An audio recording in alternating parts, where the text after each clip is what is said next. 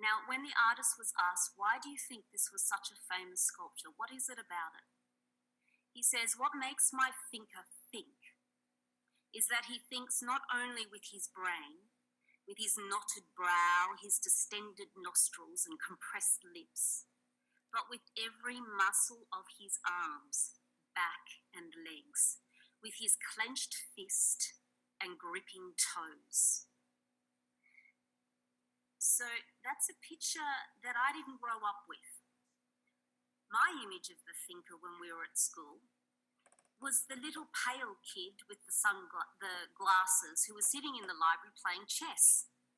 He certainly wasn't a strapping man like that, full of muscles and lots of activity going on and sort of emulating a physical, intellectual prowess.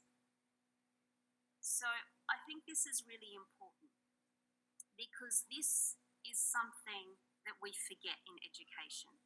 And it is something that we forget in the high school, especially at our detriment.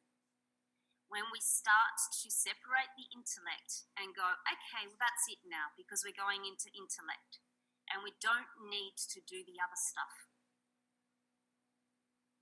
This would speak otherwise. So I want you to be aware that thinking is not passive. It's not a pale, limp process. Thinking is full of activity. It is full of movement. So these are sayings in our own language. We grip a thought, and I want you to try that. We grip a thought. Wrestle with an idea. Okay, so these things are not, you have to bring activity to it. There's will forces that you have to engage with.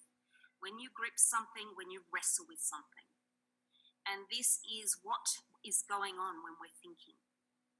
When we're not thinking, there's no movement. We say things like, we still the mind. We bring the mind to rest. And then there's nothing, okay? So while we're engaging in the intellect, and especially in high school, we have to remember that thinking is not just the head. Thinking is from the feet all the way up. And it engages our hearts, our heads, and our will. I just want to show you one exercise that Year 10 class of ours, well, actually this is Year 10 now, but they did this exercise when they were in Year 9. They did this exercise almost 2 years ago because it was first term in Year 9. So I asked them, do you remember that exercise you did when you were doing your physics main lesson, when you were doing machines? And they went, yes, we do. And I went, great, can I film it? And they said, yes.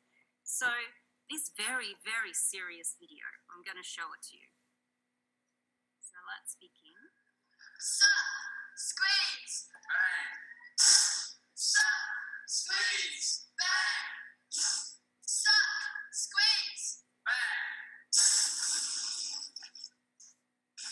That movement was to do with a particular physics main lesson that they were doing. And they are actually moving the pistons of an engine. So they have embodied one of the processes that happens when they're looking at engines. I come to the engines lesson, which